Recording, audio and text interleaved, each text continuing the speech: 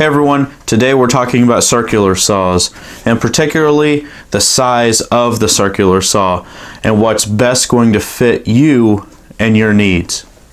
I've seen a lot of videos that are made on which is the best circular saw, best performance and all these different things, but something I haven't seen, and it may be out there after this video, definitely will be, but what size saw is going to be the best for you and what you're doing.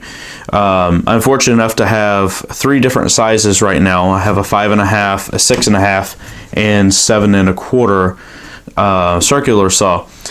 Part of my projects and different things that I do, you know, a lot of times it's been the 6.5. It's right in the middle. It cuts through a lot of things depth-wise, angle depth-wise. And you know, sometimes I've used the 5.5. I recently acquired the 7.25. I've used it on a few things, but you know, we really just need to find out a couple different things in this video. What is the maximum depth at a 90-degree angle, vertical angle for the blades, and what is the different angle depths? So if you're going at a 45 or 56-degree angle or whatever different angle, what is the maximum depth that you can actually do? Do you need to stick with plywood? Are you able to do 2x4s, things like that? So instead of traditionally what a lot of people will do is they'll just stick a ruler right on the bottom. I'm actually going to make some cuts in wood in a 4x4 pressure treated piece of wood, and I'm going to crack them apart, and I'm actually going to measure the depth cut within the wood itself. I don't want to go all the way through the wood, or I want to use a piece of wood where I can't go all the way through. That way when I crack it open we can see the type of cut that it has and the depth. Okay, so up first we're going to do the 5.5 inch saw. First, let's make sure that the blade is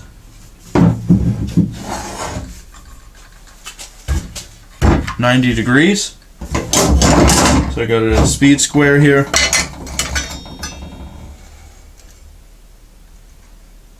And indeed it is at 90 degrees. And it is bottomed out as far as it will go down.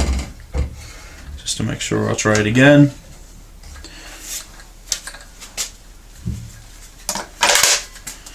Alright, let's make a quick and easy cut through here, and then we'll measure the depth.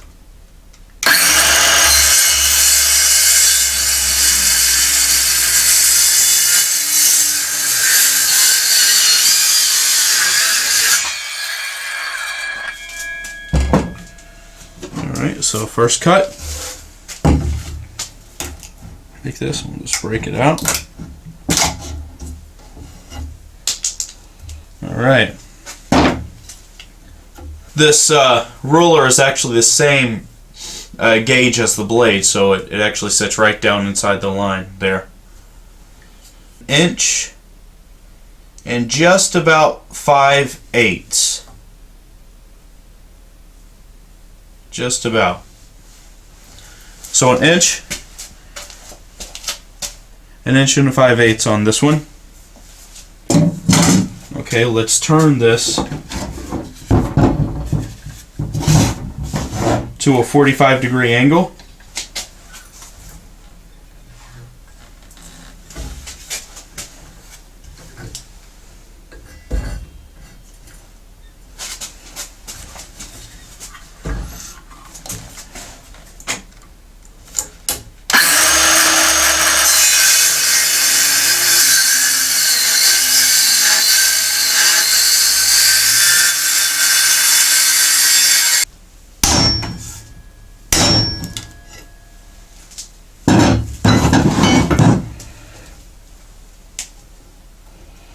Okay.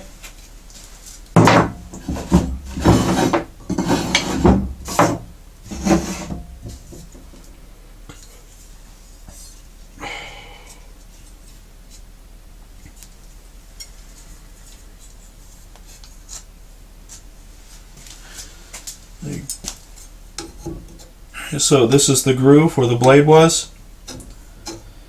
And we'll go right in towards the center. And again, at the 45-degree angle, it's 1 inch and 5/8. Okay, let's go ahead and step up to the 6.5 inch. First, we're going to do the 90-degree. Let's make sure that it is actually indeed 90 degrees. Indeed it is. Okay. And it's set at the maximum depth.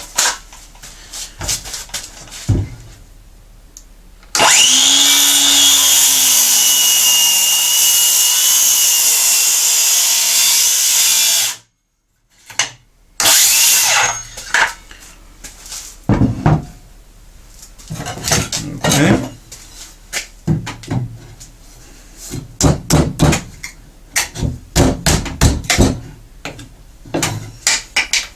Okay, this is showing me that we have 2 1/8 inch depth. So 2 1/8 inch.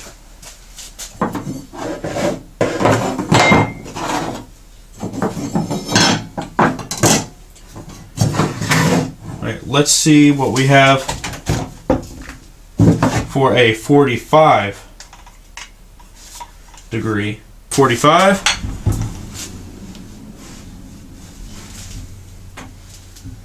Make sure we go deep enough. Okay. Oh.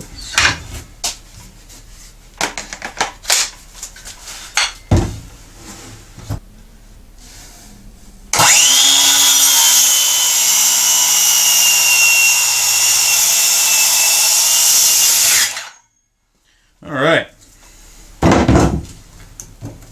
Okay, we can see where the blade went in.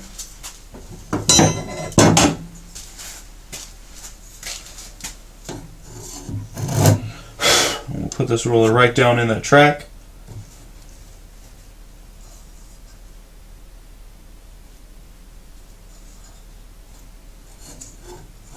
Okay, this depth is 2 inches and 2/8. Okay, let's get started with the 7 1/4 inch circular saw. Let's see how we do.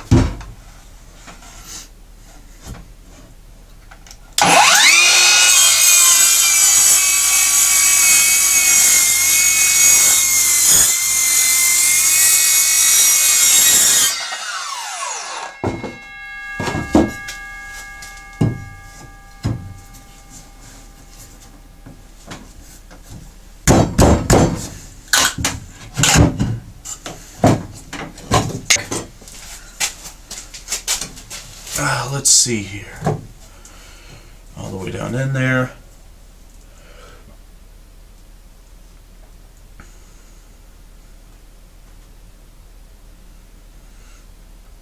So this is just at 2.5 inches.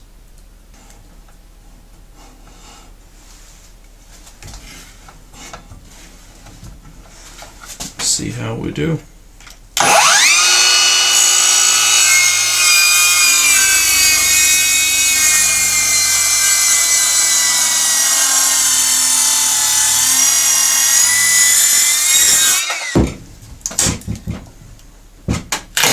There we go. And there's cut track. Alright, let's see how deep it is. And this one is 2 5/8 inches deep. Okay, everybody, so we got through all the testing. In review, the 5.5 inch at 90 degrees, the maximum depth it was able to achieve in the wood was 1 inch and 5/8. At a 45-degree angle, it was the same at 1 inch and 5/8 that I was measuring. Moving to the 6.5 inch, it was able to achieve 2 inches and 1/8, and at a 45-degree angle, it achieved 2 inches and 2/8. On the 7 1/4, it was able to achieve maximum depth at 90 degrees, 2.5 inches, and then at a 45-degree angle, it was able to achieve 2 inches and 5/8. So I hope this gives you some type of insight on what you could use these for, what you would plan a project around. If we're looking at the 5.5 inch, this is something that'll barely cut through a 2x4.